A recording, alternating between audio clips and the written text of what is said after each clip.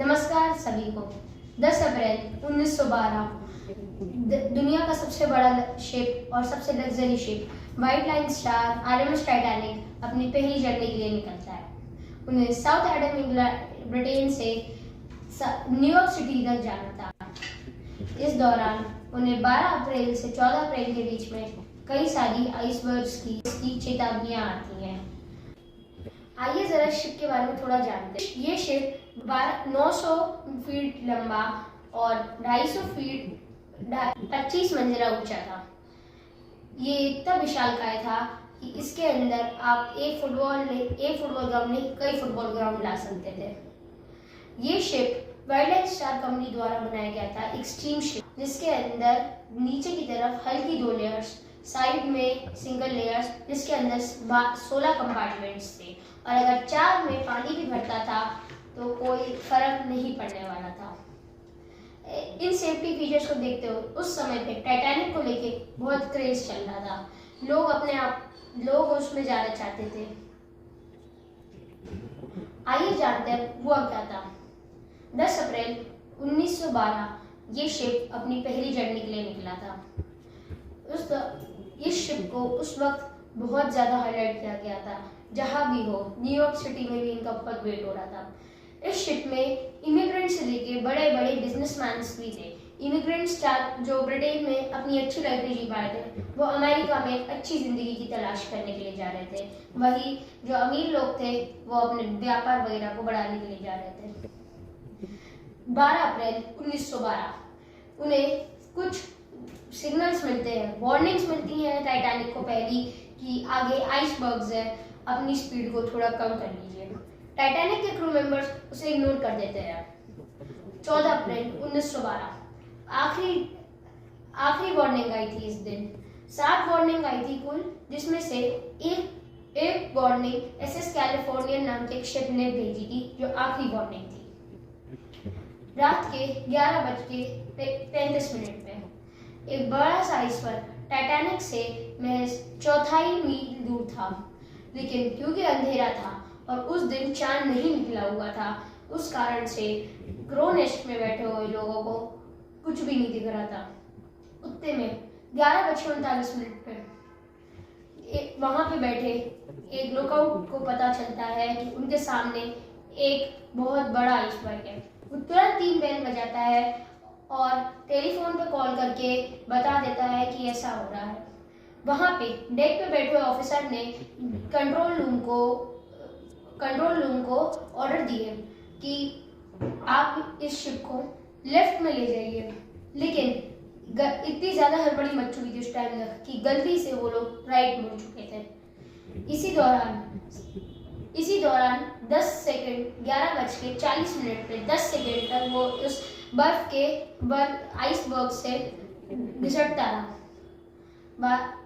रात के करीब 12 बजे जब सब पहुंचते हैं, वहां का उस शिप का आर्किटेक्ट और कैप्टन एडवर्ड जॉन स्मिथ वहां पे जब पहुंचते हैं तो उन्हें पता चलता है कि यहाँ पे बहुत बड़ा होल हुआ है और उन्हें यकीन नहीं हो रहा था कि वो जो शिप थी वो डूबने वाली है।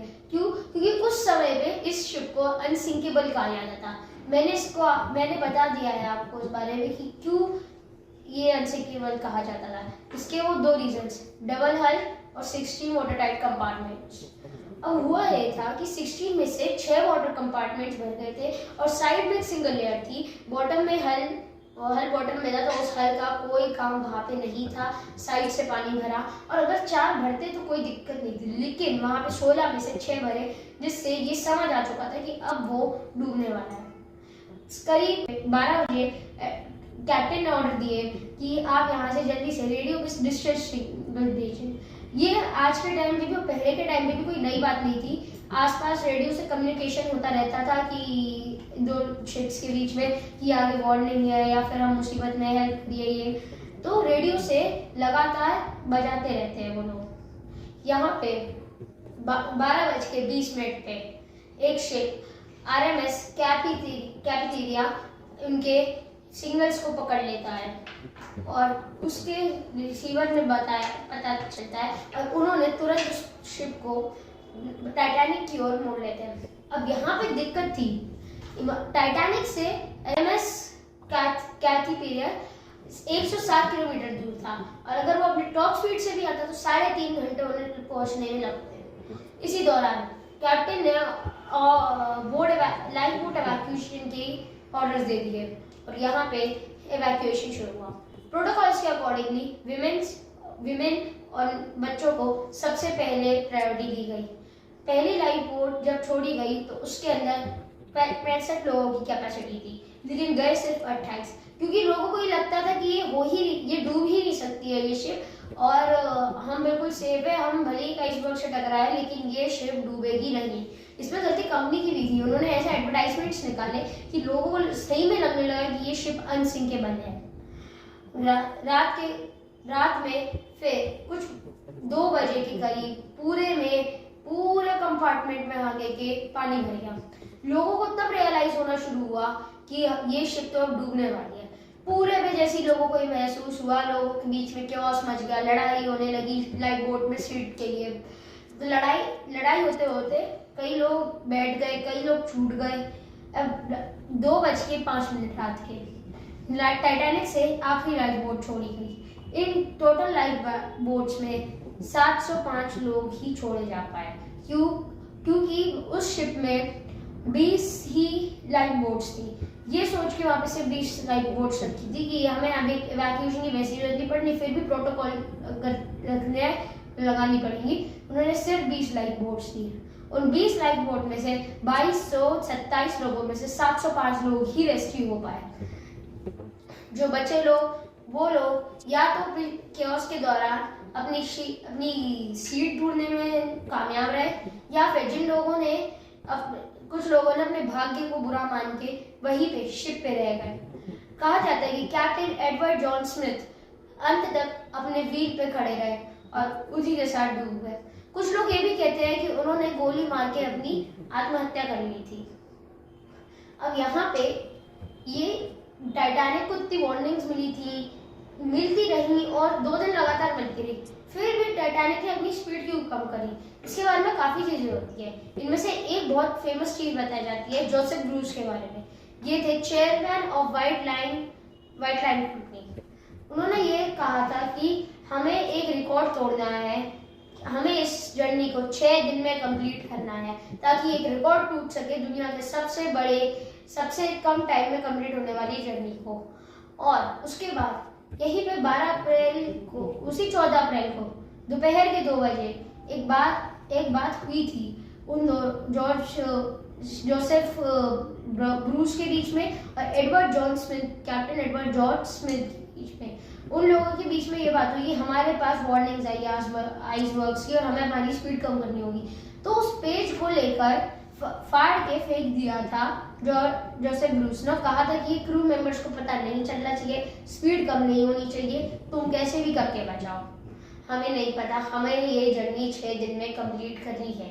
उनकी वो 6 दिन की जर्नी कब वो 5 दिन में कुछ ही दिनों में खत्म हो जाएगी, किसी ने सोचा भी नहीं होगा।